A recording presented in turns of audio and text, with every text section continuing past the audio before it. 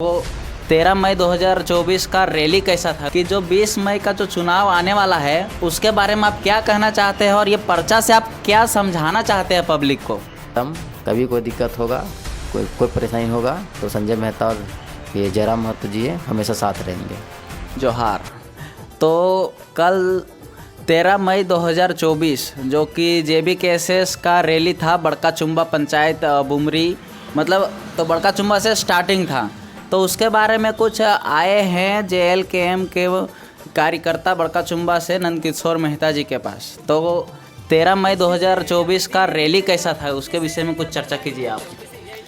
Rally बहुत ही बेहतरीन था। चुम्बा के जितने भी युवा लोग हैं सब ने बहुत सा अच्छा उत्साह दिखाया है, पूरा एक्साइटेड थे रैली को लेकर के और सफल बनाने में बहुत बड़ा योगदान दिया। और जिस तरह से सफल हुआ इसके लिए मैं चुम्बा के सभी युवाओं को बहुत बहुत धन्यवाद कहना चाहूँगा। और ये भी कहूँगा कि आगे भी अगर किसी इस तरह का कभी कोई फंक्शन होता है जो पार्टी को लेकर के है तो आप बढ़ चढ़ के हिस्सा लीजिएगा और सफल बनाने में हमारा मदद कीजिएगा। और जयराम महतो, संजय मेहता हमेशा आप लोग के साथ है हर कदम। कभी कोई दिक्कत होगा, कोई परेशानी होगा तो संजय मेहता और ये जयराम महतो जी हमेशा साथ रहेंगे। तो दूसरा सवाल आपसे है कि जो 20 मई का जो चुनाव आने वाला है उसके बारे में आप क्या कहना चाहते हैं और ये पर्चा से आप क्या समझाना चाहते हैं पब्लिक को? तो जैसा कि आप सबको पता है कि 20 मई 2024 को हमारे पूरे हजारीबाग लोकसभा क्षेत्र में चुनाव होने वाला है जी। तो और सबको पता होगा कि JBKSS के तरफ से माननीय श्री संजय मेहता जी जो टाइगर जयराम महतो के नेतृत्व में यहाँ पे लोकसभा सांसद के प्रत्याशी हैं। तो मैं सबको यही संदेश देना चाहूँगा कि संजय मेहता को जो कि हेलमेट छाप क्रम संख्या 16 है तो इसमें भारी से भारी मतों से इनको विजय बनाने का कोशिश कीजिए। और ख़ासकर जो युवा लोग हैं, जो युवा पीढ़ी हैं जो इससे जुड़े हुए हैं JBKSS से, तो उनसे ये रिक्वेस्ट रहेगा कि आप सभी जगह से हर एक टोला मोहल्ला में घूम के और ये जो पर्ची ले जा कर के ये चुनाव का प्रचार कीजिए। और हेलमेट छाप जो चुनाव चिन्ह दिया हुआ है इसके बारे में हर एक नागरिक को, महिला हो, पुरुष हो, दादा हो, दादी हो, सबको अवगत कराएं ताकि उन्हें वोट देने में किसी तरह का कोई दिक्कत ना हो। कि JBKSS ही क्यों, और भी तो पार्टी है, तो अदर क्यों नहीं? बहुत ही बढ़िया सवाल है। देखिए, खासकर जो अपना क्षेत्र है, मैं चुम्बा क्षेत्र का कार्यकर्ता हूं तो चुम्बा का ही बात करूंगा। तो चुम्बा के जो भी युवा लोग हैं उनसे ये संदेश है मेरे तरफ से कि JBKSS ही क्यों, अदर पार्टी क्यों नहीं। तो देखिए, अभी से ये लोकसभा चुनाव से पहले भी BJP ने अपना यहाँ सांसद प्रत्याशी दिया था और BJP ही राज करते आ रहा है लगभग 10 साल से। पहले भी होगा लेकिन मोटा मोटी खुद लग रहा है 10 साल से, जहाँ तक मुझे याद है। माननीय जयंत सिन्हा यहाँ पर थे तो उनके संसद के कार्यकाल में मुझे नहीं लगता कि चुम्बा के क्षेत्र में किसी तरह कोई विकास हुआ होगा। विकास का पैमाना आप सबको पता है, रोड, बिजली, पानी, अच्छी शिक्षा, स्वास्थ्य, अगर इस सब को दृष्टिकोण से देखें तो मुझे नहीं लगता किसी तरह कोई काम हुआ है, खासकर अपने क्षेत्र में। और दूसरा सबसे बड़ा जो प्रॉब्लम है वो है प्रदूषण का। प्रदूषण से पूरा जो गांव है एकदम त्रस्त है, एकदम त्राहिमाम कर रहा है। अगर एक डॉक्टर का रिकॉर्ड आया था, कुछ दिन पहले बात कर रहे थे, वो बता रहे थे कि चुम्बा के लगभग 80% लोग जो है वो कुछ ना कुछ प्रॉब्लम से ग्रसित हैं। वो बोल रहे थे कि एलर्जी से खासकर ग्रसित हैं और उनका कहीं ना कहीं उनका जो कारण है ग्रसित होने का वो प्रदूषण ही है। चुम्बा में लगभग हमको लगता है कि चुम्बा के 50% जो क्षेत्र है वो एकदम बुरी तरह से प्रभावित है और बाकी क्षेत्र भी प्रभावित है लेकिन थोड़ा सा कम, लेकिन 50% तो पूरी तरह एकदम बहुत बुरी तरह से प्रभावित है। और इतना ज़्यादा है कि हम लोग का रहन सहन पूरी तरह से बदल चुका है। एकदम हम लोग को अगर गर्मी का दिन है छत पे सोने नहीं सो सकते हैं, घर पे सोने के मजबूर हैं चाहे कितना भी गर्मी हो। और रोज़ पर डे बिना नहाए एक व्यक्ति पर एक दिन भी नहीं बिता सकता है।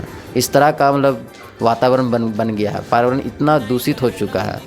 अभी कुछ दिन बारिश हुआ है तो थोड़ा सा हम लोग को राहत मिला है, लेकिन आज से फिर उसी तरह का हमें प्रत्याशी का तो बीजेपी ने जो कैंडिडेट दिया उसे हम लोग इसी वजह से नकारे हैं क्योंकि कोई किसी तरह कोई काम नहीं हुआ है। प्रदूषण को लेकर के रोकने का भी कोई काम नहीं किया उन्होंने। जितना भाई आंदोलन हुआ, अभी तक का जितना आंदोलन हुआ, वो उन्हें चाहिए था कि इस आंदोलन को फ्रंट से आकर के लीड करें, लेकिन उन्होंने किसी तरह का अपना लीडरशिप नहीं दिखाया, तो जिसकी वजह से हम लोग इन्हें नकारने का काम कर रहे हैं। इसके बाद जो कांग्रेस ने प्रत्याशी दिया है वो अभी के बीजेपी से सिटिंग विधायक है यहाँ के मांडू के, तो और उनका भी कार्यकाल बहुत लंबा रहा है, 10 साल से प्लस उनका भी कार्यकाल रहा है, लेकिन उनके तरफ से किसी भी तरह का कोई हस्तक्षेप नहीं रहा है। और वो तो दल बदलते गए हैं, तो वैसे भी उन पर कोई भरोसा नहीं है, दल बदलू से बोला जा रहा है उनको। हाँ, नाम दे दिया तो अलग बात है, लेकिन उनके तरफ से भी किसी तरह का कोई मतलब हम लोग को मदद नहीं मिला अभी तक। और गांव को भी चाहिए था कि आए और गांव का जो भी जितने भी आंदोलन हो या फिर जो भी समस्या हो उनको फ्रंट से आकर के लीड करें और उनको ठीक करने का काम करें, लेकिन अभी तक हम लोग सिर्फ निराश ही हुए हैं उनसे। तो ये 2 प्रत्याशी हैं मुख्य रूप से जिसको हम लोग नकार चुके हैं, और यही वजह है कि हम लोग फिर जेबी केसेस की तरफ से जा रहे हैं, क्योंकि जयराम महतो का विचारधारा जो अभी है, जो हम लोग को बहुत प्रभावित कर चुका है, और उन्हीं से आशा है कि हम लोग का जो भी समस्या है वो सॉल्व हो सकता है। तो इस बार हम लोग विकल्प के तौर पर जयराम महतो के जो उम्मीदवार हैं श्री संजय मेहता जी, उन्हीं को देख रहे हैं। और मैं तमाम युवा से ये अपील करूँगा, खासकर चुंबा के युवाओं से, और चुंबा के अन्य क्षेत्र से भी है, लेकिन चुंबा के युवाओं को ये अपील करूँगा कि जागरूक होइए। अभी तक जिसको आपने विधायक MP MLA बनाते गए हैं, कोई किसी ने भी हम लोग का जो समस्या है समाधान करने की कोशिश नहीं किया।